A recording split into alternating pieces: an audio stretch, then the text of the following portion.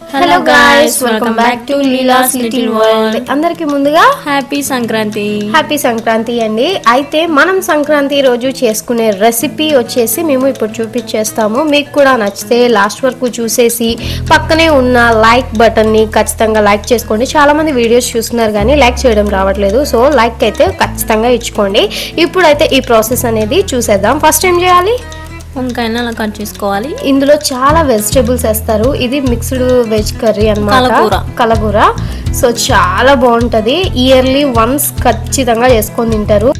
ఈ కలగూరలో మేము వేసుకున్న వెజిటేబుల్స్ వచ్చేసి ఏంటి? చిక్కుడుకాయలు, బంగాళదుంపలు, వంకాయలు, టమాటో. అవి ఆల్మోస్ట్ వేసే కర్రీ ఎప్పుడు వేసాయి అన్నమాట. సో ఇవన్నీ వేసుకున్న తర్వాత కలగూర అనేది రెడీ అయిపోద్ది. ప్రాసెస్ చూద్దామా? ఇప్పుడు ఫస్ట్ మంట పెట్టేసుకున్న తర్వాత ఏం చేయాలి? బటర్ఫ్లై అలా చూసుకుంటూ చేయాలన్నమాట. ఇగోండి ఇట్లా మట్టి పాత్ర పెట్టుకుంటున్నాం. మనమంతా పల్లెటూరు టైప్ చేస్తున్నాం కదా. సో ఇది పెట్టేసుకున్న తర్వాత ఆయిల్ అనేది యాజ్ యూజువల్గా వేసేసుకోవాలి. ఇది అందరికీ తెలిసే ఉంటుంది ప్రాసెస్. తెలియని వాళ్ళు చూస్ చేసుకోండి. ఉల్లిపాయలు, పచ్చిమిర్చి, కరివేపాకు అవి తీసేసి వేసుకోవాలి. చూసారా, అక్కడ మార్నింగ్ టైంలో వంట చేస్తుంటే టిఫిన్ తినుకుంటూ అందరు కూర్చొని చల్లమంట కాగుతున్నారు అనమాట. ఈ రెసిపీ అయితే సంక్రాంతి రోజు చేసుకుంటారు. మీకోసం ముందుగానే చేపించాను. అవునండి, మన సబ్స్క్రైబర్స్ కోసం ఈ రెసిపీ అనేది చక్కగా రాని వాళ్ళు ఉంటే చూసేసి చేసేసుకోండి.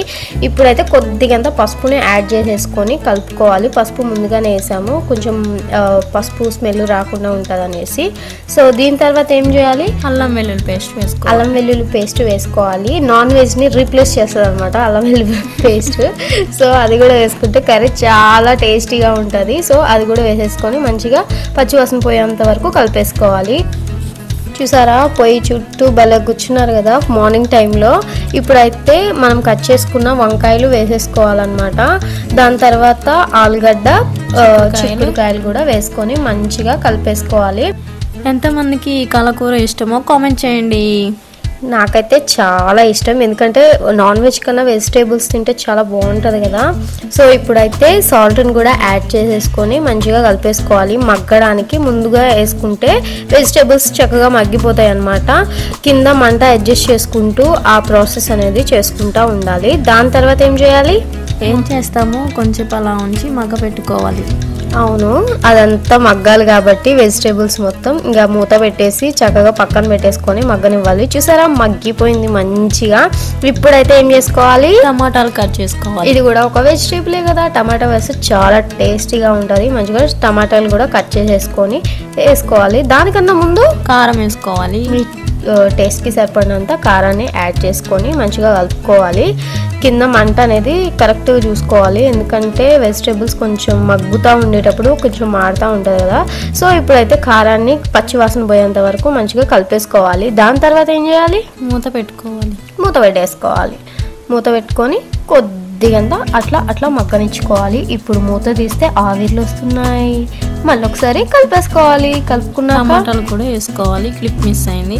అవునా, సారీ, టమాటాలు కూడా వేసేసుకోవాలన్నమాట. ఇంతకీ సంక్రాంతి కదా, ఏమేం పిండి వంటలు చేసుకున్నారు, ఇంకేంటి స్పెషల్స్ మీ ఇంట్లో కామెంట్ చేయండి. సో ఇట్లా కూర మగ్గిపోయిన తర్వాత మంచిగా కలిపేసుకున్న తర్వాత కూర చాలా ఈజీగా అయిపోయింది. మీకు కూడా నచ్చితే ఖచ్చితంగా ప్రాసెస్ అనేది ఫాలో అయిపోండి. కట్టెల పొయ్యి మీద చేసాం కాబట్టి చాలా టేస్టీగా ఉంటుంది. ఈ వీడియో నచ్చితే ఖచ్చితంగా లైక్, షేర్, సబ్స్క్రైబ్. బాయ్.